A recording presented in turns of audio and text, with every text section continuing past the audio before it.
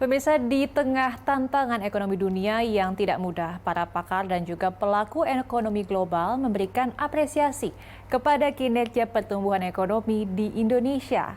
Hal ini kemudian disampaikan pada International Economic Association World Congress 2023 yang tengah digelar di kota Medellin, Kolombia.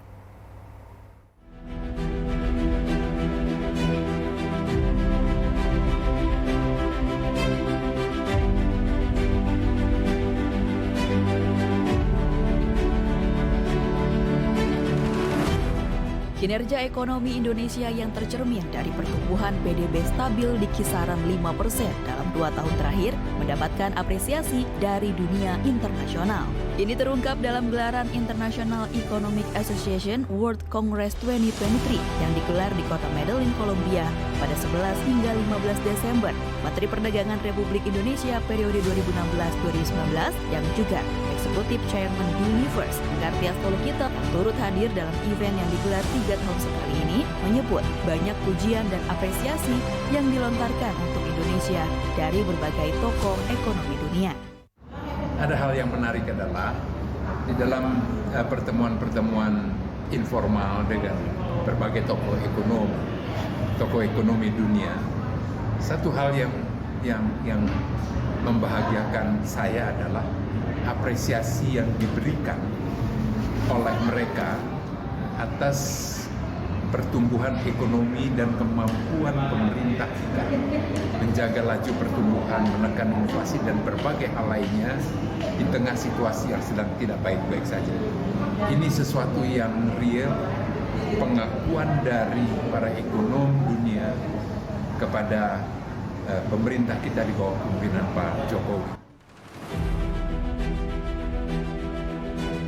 Kongres Dunia Asosiasi Ekonomi Internasional ini dihadiri oleh hampir 2.000 orang. Dalam 5 hari digelar, berbagai topik seputar ekonomi dunia dibahas secara mendalam, mulai dari perdagangan, pertumbuhan, kebijakan mikro dan makro, hingga isu ketenagakerjaan, teknologi, energi, dan berbagai isu strategis lainnya.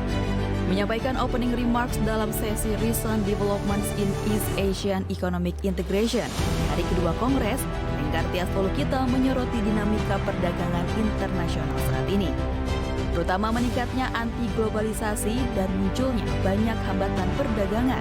Ini membuat integrasi ekonomi yang kuat di kawasan Asia Timur menjadi kunci krusial. Dirinya menegaskan bahwa perjanjian dagang harus dibawa untuk meningkatkan liberalisasi serta menciptakan iklim untuk hubungan dagang yang inklusif.